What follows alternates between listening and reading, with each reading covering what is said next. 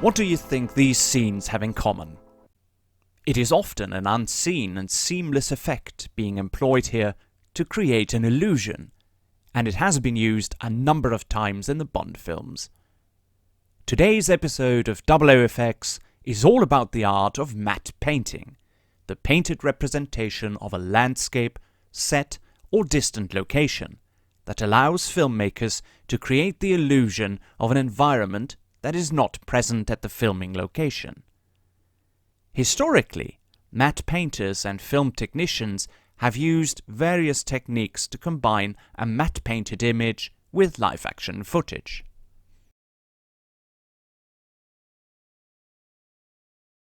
Now, let's say I found this shot of me riding good old Lancelot in the arena too boring. Since this scene was not filmed in front of a green or blue screen, I would have to think of another way to replace the background sky. Our modern technology allows masking in video editing, so I draw a heavily feathered mask around the trees to keep only the live-action foreground. In the next step, I insert a photorealistic painting to the empty background. When merged, I get a much more dramatic composition with the lovely mountain range in the background. Naturally, the art of matte painting in filmmaking is a lot more sophisticated than my rather sloppy attempt. Look at this marvelous matte painting detail from Universal Pictures' 1975 disaster epic Hindenburg, for example. The work of British-born motion picture matte artist Albert Whitlock, best known for his work with Disney and Universal Studios, was incredibly loose and freehand on this one. And while the famous German airship was in fact a photo cutout glued to the glass, everything else is hand-painted and blends very well in the final composite. One of Albert Whitlock's best ever mattes was actually shot on a golf course in Pasadena, before being turned into the White House grounds for the 1977 war drama MacArthur.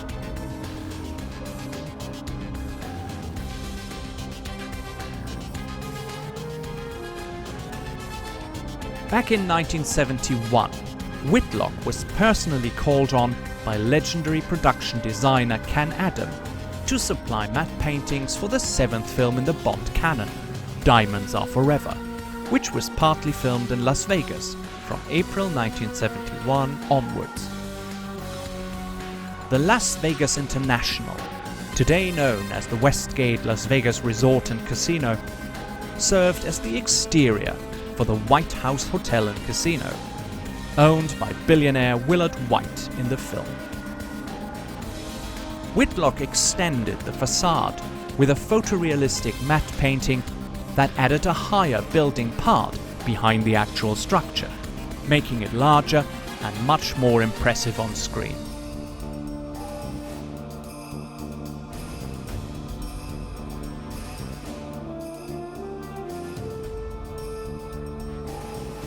When Blofeld's laser targets the 168th Squadron of the Strategic Air Command in North Dakota, Whitlock provided a nuclear silo matte painting with only 3 stuntmen and a doorway being actual set footage. In the composite shot, the matte was animated with cell overlays matching the harsh red light directed at the performers during the live-action plate shoot. The Chinese missile battery was also hand-painted, except for the vehicles and soldiers. The soldier engulfed in flames as he runs into the shot was rotoscoped with the white cell system. The background used to capture his motion was neutral grey, the best compromise for doing rotoscoping.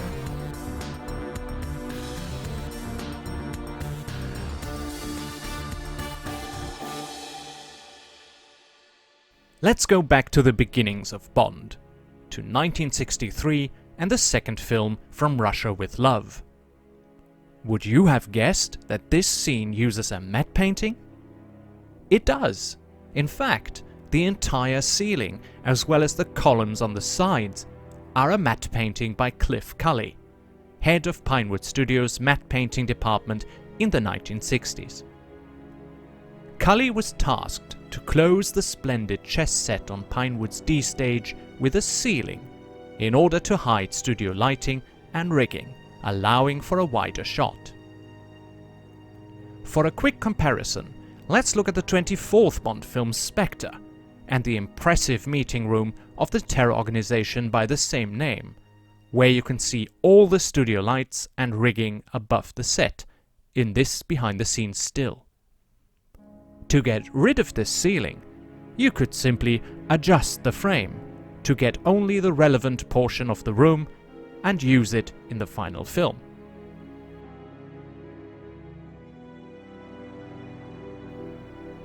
When we look back at the chess scene of From Russia with Love, the grandeur of the room was made possible by the European widescreen format 1.66:1, meaning the horizontal is 1.66 times as long as the vertical.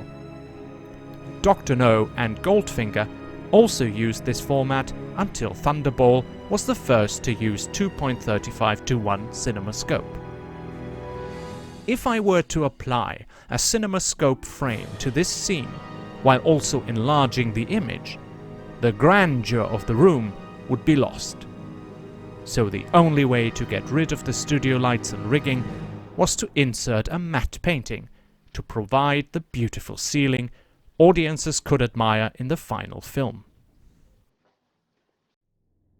The same applies to the briefing scene in Thunderball, where Cully again replaced the lighting with a hand-painted ceiling, although it is barely noticeable. For You Only Live Twice, Cully painted this full shot of Blofeld's volcano lair and also the steel doors, for which he painted all movements on glass plates, which were later inserted frame by frame into the film.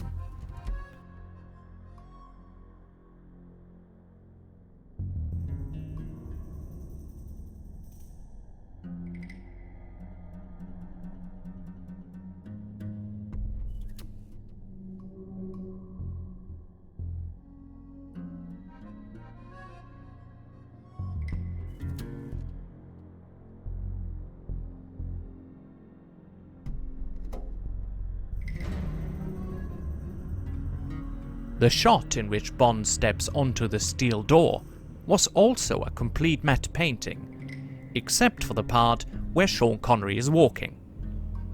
During a visit to Pinewood Studios in February 1996, journalist Gary Giblin posed with the original glass matte of the scene. The matte painting work for On Her Majesty's Secret Service in 1969 begins with this shot of Bond being driven to Draco. The entire harbour backdrop is a detailed Cliff Cully matte, although the perspective turned out pretty strange. This scene, where Bond discovers the body of Campbell hanging from the face of the mountain, was a tricky and ambitious composite shot. When we reveal the original Cully matte painting, it looks simply stunning. But once the live-action footage of Campbell is inserted, it doesn't blend well at all, especially not in HD or 4K. The original glass painting is one of just 4 of Cully's Bond mattes still in existence and hangs in the offices of Eon Productions in London. For the sequence with Bond trying to escape the cable car winch chamber, Cully provided a fantastic wall-to-wall matte painting that blends incredibly well with the foreground action and gives the scene an eerie, almost vertigo-inducing, Hitchcock-like depth.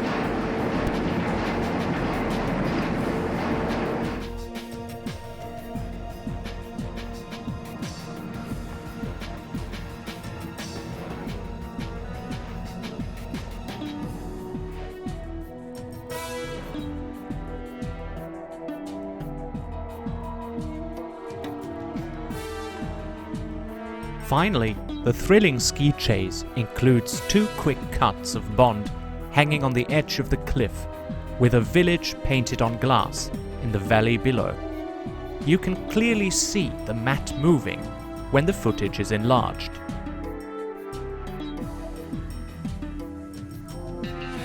The Man with the Golden Gun features a nerve-wracking scene in which Bond tries to remove the Solex device. Cliff Cully had to create skies, cotton clouds and sunlight that would burst through at a specific point in the story. The glass mat shot is barely noticeable. The wreck of the ocean liner Queen Elizabeth in Hong Kong Harbour was also the work of Cully. For 1977's The Spy Who Loved Me, British visual effects artist and matte painter Alan Malley, cousin of famed art director and production designer Peter Lamont, was put in charge of the matte painting work. It's hard to believe, but everything in this shot is painted, except for that bit of sand with Roger Moore walking towards the camera. When compared to the matte painting, you can see the area where Bond is later inserted is left free. In the composite, you hardly notice the matte, since your attention is on 007. Now let's have a closer look at Alan Malley's matte to discover a rather fun effect being used. When this section with a fake audience is enlarged, the illusion of reality is revealed by means of a slot gag with a revolving wheel behind the art, which is slightly evident through patches of paint having been scratched off where the painted people's hands are, suggesting clapping. A rather awkward shot appears when Bond is following Jaws at the pyramids. Have you ever noticed that Bond does not move at all here and seems static? Quite right, as this is a multi-element split-screen shot, with the pyramids being miniatures and a cardboard cutout of Roger Moore being on the right. In front of the miniature pyramids is a glass-painted holdout mat to match the location plate. Here we see the miniature pyramids for the composite shots and optical effects supervisor Robin Brown's visual effects crew prepping one of Malley's mats for photography. A remarkable piece of matte painting work is this scene, in which Professor Markowitz and Dr. Beckman leave Stromberg's oceanic base Atlantis by helicopter. The upwards camera pan over Alan Malley's complete matte painting brilliantly reveals the vast structure, and then closes in on villain Stromberg watching from a window. The only live action here is the helicopter and the actors. Remarkable for the time the film was made, Malley used front projection for the composite and also added lens flares to somewhat mask the effect. In 1979's Moonraker, villain Hugo Drax had his marvelous chateau brought to the US brick by brick, as Corinne explains to Bond during their approach by helicopter. Although it is unclear who painted the matte, it is clearly visible, since it does not really blend well with the surroundings. A shot overseen by optical effects cameraman Robin Brown. For Bond's next adventure in 1981, For Your Eyes Only, the production crew faced a dilemma while filming in Greece. Following months of negotiations with the Bishop and Archaeological Council, the Meteora shoots were scheduled to begin in October 1980.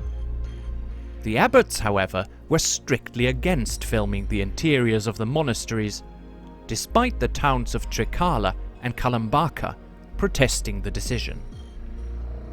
After a trial in the Greek Supreme Court, it was decided that the monks' only property were the interiors. The exteriors and surrounding landscapes were controlled by local government. In protest, the monks remained shut inside the monasteries during the shooting and tried to sabotage production as much as possible, hanging out their laundry and flags to spoil the shoots, and placing oil drums to prevent the film crew from landing helicopters. There are two monks there who don't want us to film. I've no idea why. The production team solved the problem with backlighting, matte painting, and building both a similar scenographic monastery on a nearby unoccupied rock and a monastery set in pinewood. With the advances in computer technology, the art of matte painting slowly made its transition to the digital world. The last known example of a classic matte painting being done on glass is Pierce Brosnan's first Bond film GoldenEye in 1995. During the opening sequence of the film, the entire runway of the chemical weapons facility is one enormous glass painting by scenic artist Brian Bishop. Bishop had worked frequently with special effects wizard Derek Meddings, who famously supplied the Bond franchise with countless miniature models. Here is Meddings putting the finishing touches on Bishop's painting.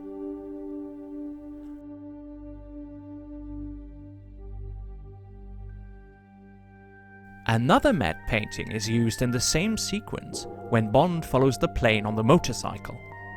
With the recent HD and 4K versions of the film, it became quite visible that the mountain range seen here is painted.